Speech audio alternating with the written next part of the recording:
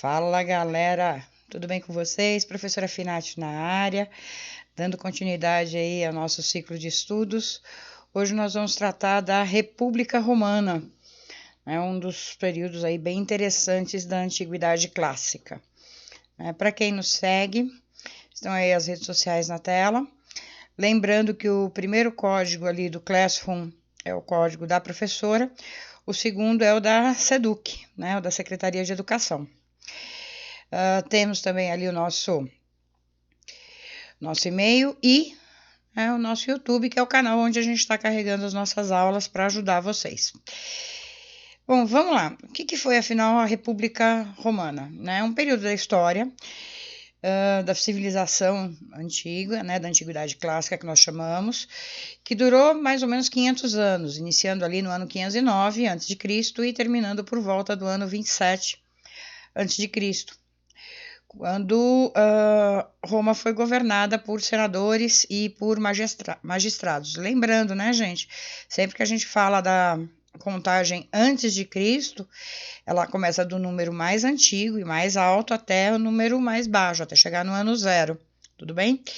Durante esse tempo de 500 anos, Roma se organiza, nas suas instituições e realiza importantes conquistas militares que lhe garantem ali o domínio sobre o mar Mediterrâneo.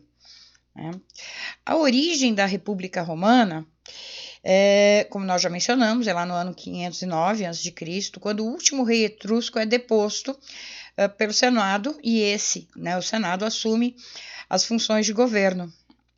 Após a experiência monárquica, ou seja, após a experiência de ter um rei, os romanos optam por não deixar o poder todo centralizado nas mãos de um só indivíduo. Por isso, eles eliminaram a figura do rei, o rei é tirado do cenário, e todos os cargos tinham que ser exercidos por 2 ou mais pessoas. Então, não havia a figura de um só governante, mas 2. Que eram chamados nesse momento de cônsules. E eles tinham um mandato de 1 ano, e deveriam controlar-se mutuamente, ou seja, um cônsul controlava o que o outro fazia, além do próprio Senado. As instituições na República Romana não se resumiam apenas ao cônsul, Você tinha ali o Senado, que ocupava-se da política internacional, da supervisão das magistraturas, que era convocado pelos cônsules, pretores ou pelos tribunos da plebe, chegou a ter 300 membros, E o cargo de senador era um cargo vitalício, era para a vida toda. Os senadores, eles eram patrícios, nós vamos ver mais para frente um pouquinho quem eram esses patrícios.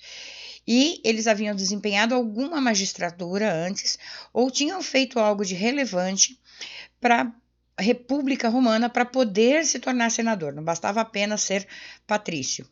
A magistratura, ou seja, para ser um magistrado, era preciso ser um cidadão romano e dispor de uma certa renda, de acordo com o cargo que se desempenhava. Os magistrados tinham lugares privilegiados nas cerimônias públicas e também nos espetáculos, e bem como eles usavam cores diferenciadas de acordo com os seus cargos. Vejam que a gente tem um exemplo ali de um magistrado, um senador e um membro do exército. As magistraturas, elas eram sempre em duplas ou colegiadas, e o mandato da magistratura também era de 1 ano. Vejam algumas das principais magistraturas romanas. Você tinha o cônsul, que exercia o comando militar. No caso de guerra ou do impedimento de um dos cônsules, ele era substituído por um ditador, que tinha um mandato também de 1 ano, e o poder absoluto sobre os cidadãos romanos. Também havia o pretor, que é esse carinha que está aí na fotografia. O pretor, ele tinha a função de administrar a justiça. Ele teria a função similar hoje à de um juiz. Além do cônsul e do pretor, havia também o edil, que era o responsável por fiscalizar todo o comércio e conduzir a cidade do ponto de vista administrativo. Havia ainda o censor, que se encarregava de contar a população, fiscalizar os candidatos a edil, vigiar a conduta moral dos cidadãos romanos. Hoje, quando a gente fala do censo, do IBGE, que faz a contagem das pessoas, a contagem da população, essa ideia vem dos romanos, do censor. Também havia o questor, que cobrava os impostos, né, e custodiava o patrimônio romano, ou seja, ele fazia a verificação de que o patrimônio romano estivesse sendo bem aplicado e fazendo também a sua manutenção. A sociedade romana, ela estava organizada entre patrícios, plebeus, escravos e clientes. É bom que a gente diga, tá? Mulher não era considerada cidadã e não participava da política. Vamos ver aí as funções, né, e a origem de cada um desses estratos sociais. Olhem esse desenho aí da sociedade, né? Ela não é só no tempo do Império, é uma sociedade também no tempo da República, né? Você tem ali os senadores, os nobres, que são os patrícios, a plebe, os libertos e os escravos. Está em espanhol porque eu trouxe de um site argentino. Os patrícios, eles pertenciam às famílias mais antigas de Roma, tinham grandes propriedades de terra e eram com certeza os mais ricos, né? Eram os nobilitas. Só eles poderiam então ascender à condição de senadores. Os plebeus, inicialmente, era todo aquele que não era patrício, né? E também não era escravo. No princípio, o plebeu, ele também chamado de clientes, né, em alguns casos, ele não tinha direito político, né, mas por conta de uma série de escândalos de corrupção aí envolvendo o Senado, pouco a pouco eles foram sendo cooptados pelas instituições romanas, e como era a classe mais poderosa, né, e de grande diversidade, ele era composto basicamente por homens que haviam se enriquecido através de comércio e por pessoas que haviam feito grande fortuna nas guerras de conquista. Eles eram pequenos e médios proprietários, eles acabam ali ascendendo à condição de cidadãos, tá? Os escravos eram a base da sociedade romana. A escravidão era a base da sociedade romana.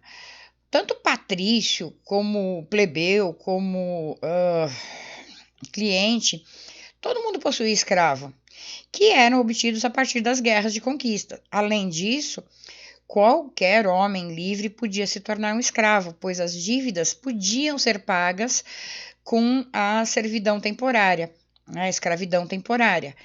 Não era que os escravos necessariamente fizessem os piores trabalhos, né? Aqueles escravos que soubessem ler e escrever, por exemplo, eles eram empregados como escribas, como contadores, como administradores, né?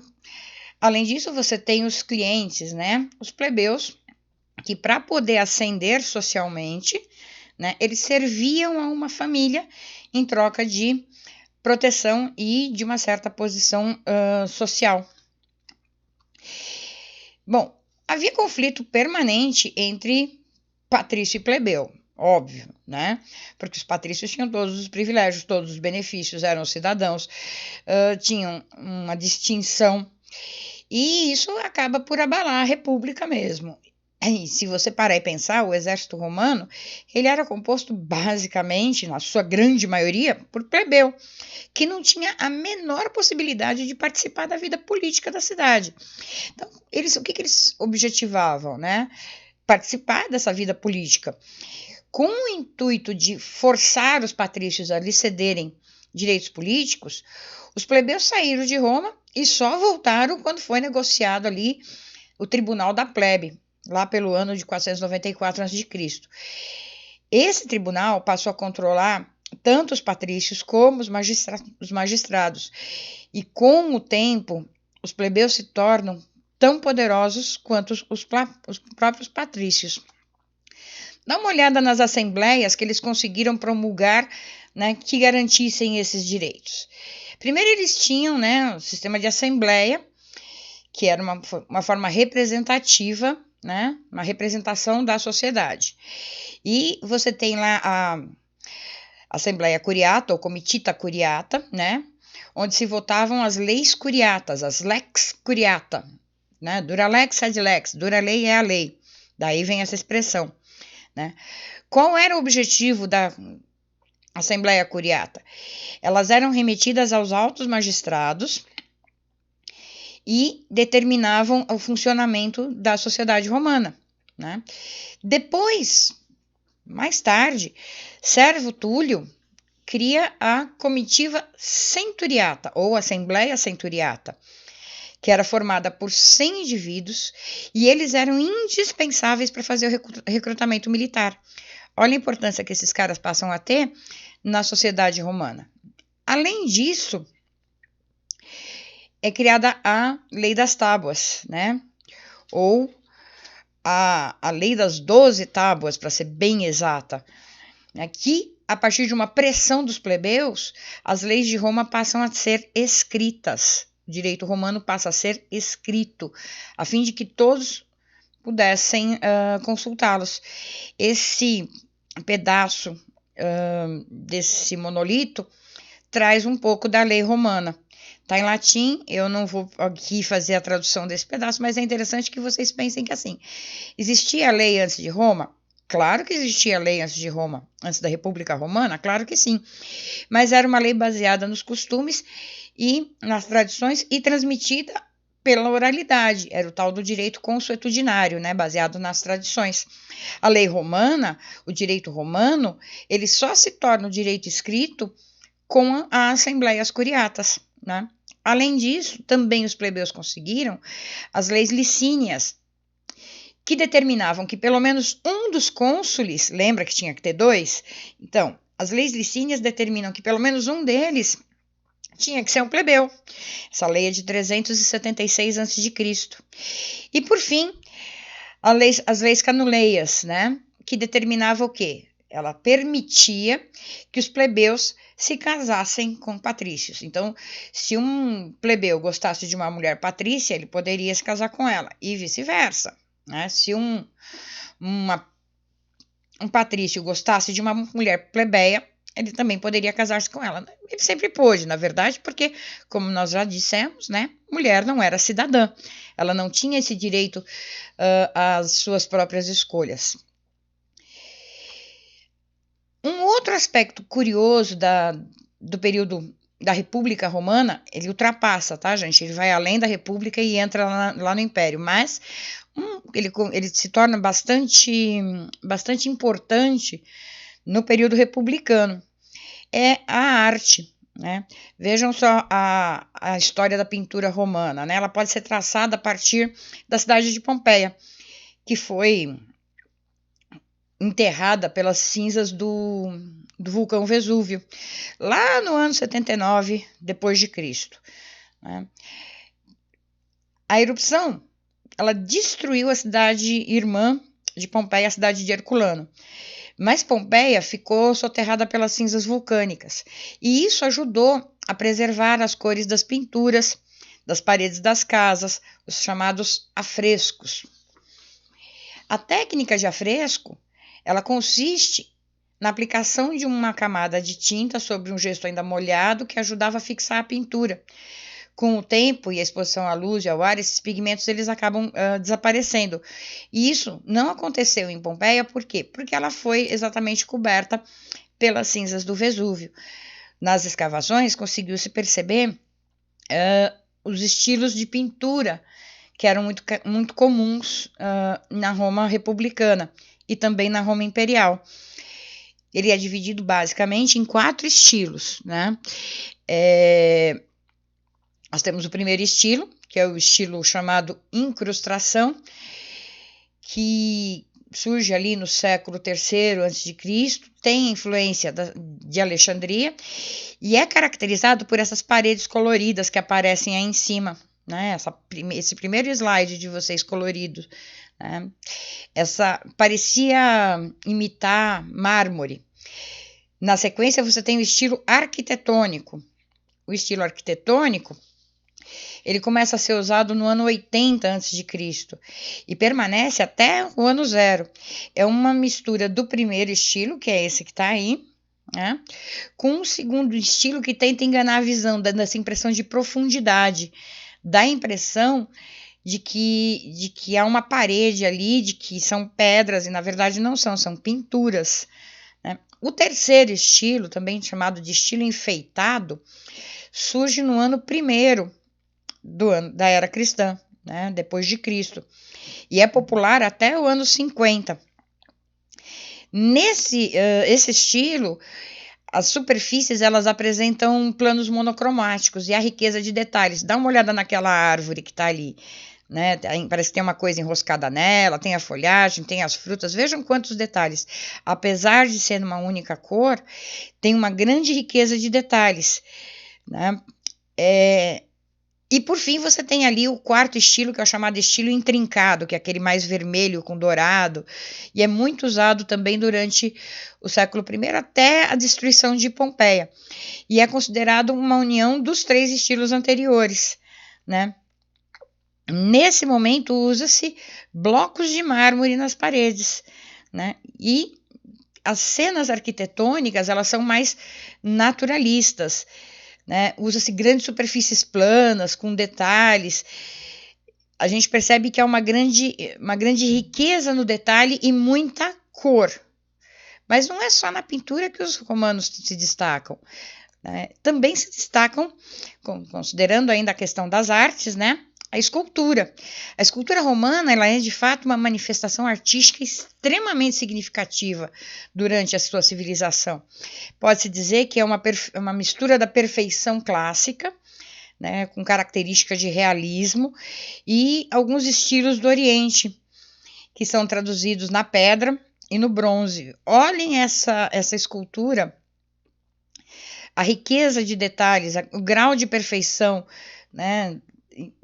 Considerando ali os pezinhos dos bebês, a mão da mulher que está segurando as crianças, o nariz, os olhos, a boca, os cabelos, os pés, né? Assim como acontece na pintura, que sofre grande influência dos povos por onde Roma passou, principalmente influência grega, a escultura também tem essa influência, só que ela acaba evoluindo para um estilo próprio, que é um estilo que passa praticamente a dominar o mundo, né? Os escultores romanos, eles trabalhavam com pedra, como é esse o caso, com metais preciosos, com vidro, com terracota. O traço mais marcante mesmo entre as superfícies que eles trabalhavam era o bronze e o mármore, que é esse exemplo que está aí. Esse último, né, que é o mármore, ele domina praticamente a maior parte das obras de arte.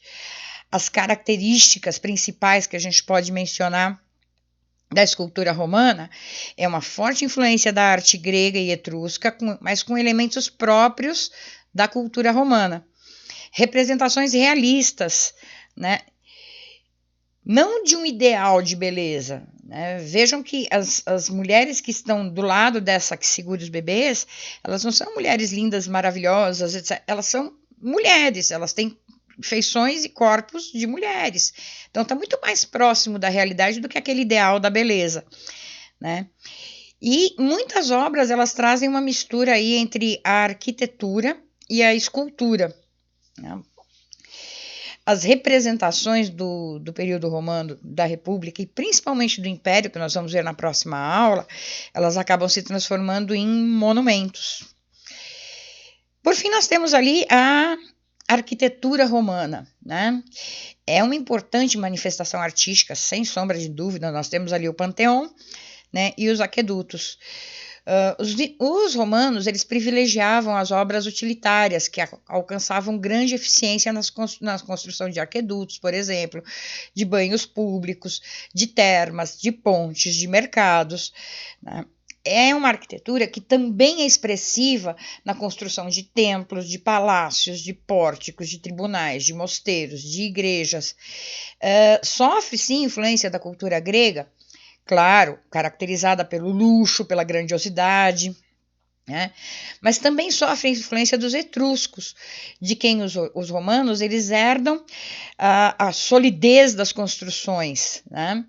E a simetria dos outros povos italianos, além da harmonia entre formas retangulares.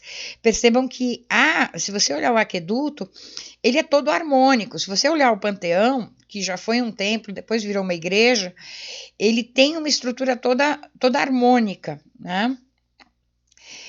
Além disso, os romanos também introduzem novos materiais, como o uso do cimento. Até este momento, não se usava o cimento. Foram os romanos que contribuíram. E também as novas técnicas, né? O arco, essa estrutura, né, em forma de, parece um uzinho, assim, esse arco, isso foi uma invenção dos romanos, né? E é utilizado muito nas construções destinadas a comemorar grandes vitórias, não só nos aquedutos, mas também nos arcos de comemoração das vitórias militares. Por falarmos em vitórias militares, né, a expansão militar, uma vez que eles tinham resolvido lá o conflito entre patrícios e plebeus, os romanos passam a conquistar outras regiões da Península Itálica, ali da Bota, até dominá-la totalmente e expandir os seus domínios. Eles, uma vez conquistadas, a região ali da Península, eles vão para cima da Grécia, e da Grécia eles trazem a mitologia, eles incorporam a mitologia grega, mudam o nome dos deuses, mas tem funções semelhantes, né? Vamos dizer assim. A filosofia, alguns costumes, como algumas festas, né? E vão para cima do Mediterrâneo, atacar a cidade de Cartago. O conflito entre a República Romana e Cartago durou 120 anos e Roma ganhou, né? Aí você pode chegar e falar assim, mas professora, como um povo que foi tão importante, foi tão feroz, foi tão conquistador, acabou virando né, uma derrocada. Com toda essa expansão territorial, porque vai se tornando uma república muito grande, né? Ela fica difícil de ser governada, principalmente devido à inclusão de novos povos, né? Novos povos, novas culturas, novas religiões, novas línguas, e tudo isso vai dificultando a governabilidade desses povos. Igualmente, a fragmentação de poder, ela não ajuda na tomada de uma decisão rápida. Se, por um lado, ela diminui a chance de uma corrupção, né, porque você tem um cônsul controlando o outro, por outro lado, se você tiver que tomar uma decisão rápida e eles dois entrarem no conflito, quem vai ter que mediar vai ser o Senado, isso acaba demandando um tempo enorme, né, e a prática de corrupção sempre existiu. Isso não é prerrogativa nossa, não. Isso não é exclusividade nossa, não, tá? A corrupção é uma característica inerente da natureza humana, né? Infelizmente. Só que essa prática ela acaba se tornando generalizada entre os magistrados romanos. Todo mundo tentava levar vantagem de algum jeito, né? Então, os romanos começam a fazer o quê? Eles começam a tentar buscar uma nova fórmula que permita que haja uma centralização do poder, mas que essa centralização seja assistida pelo Senado, né, ou, melhor dizendo, vigiada pelo Senado, né? Cria-se um triunvirato, depois a figura de um segundo triunvirato, até que a gente chega em nosso amigo Augusto ali, que se torna o primeiro imperador. Tem início, então, a fase de Roma Imperial. O fim da República é decretado pela própria corrupção da estrutura da República. Bom, gente, o que eu tinha para falar para vocês hoje, né, na nossa aula, era isso. Aula curtinha, para não ficar muito cansativo. Na Antiguidade Clássica, Roma, assim como Grécia, são temas extremamente abrangentes, são temas onde a gente tem muita informação e muita desinformação. Eu optei por quebrar em pedaços, né? Primeiro nós falamos lá de Roma de uma forma geral. A parte de Roma monárquica, propositalmente, eu deixei levar a um segundo plano. Por quê? Porque é uma parte onde você tem muito mais mitologia do que propriamente fatos, né? E nossa próxima aula vamos abordar aí a Roma Imperial, né? Para entender como é que a gente encerra a Antiguidade Ocidental. Eu espero que vocês tenham gostado. Lembrando, essa é mais uma ferramenta de aprendizado, não é a única, ela não acaba em si mesma. É indispensável a leitura dos textos, é indispensável a pesquisa, é indispensável fazer as atividades? Sim, né? Essa é só mais uma ferramenta de ajuda para vocês. Eu espero que vocês tenham gostado. Tô com muitas saudades, que estejam todos bem e se cuidando. A gente se vê na nossa próxima aula. Um beijo. Fui!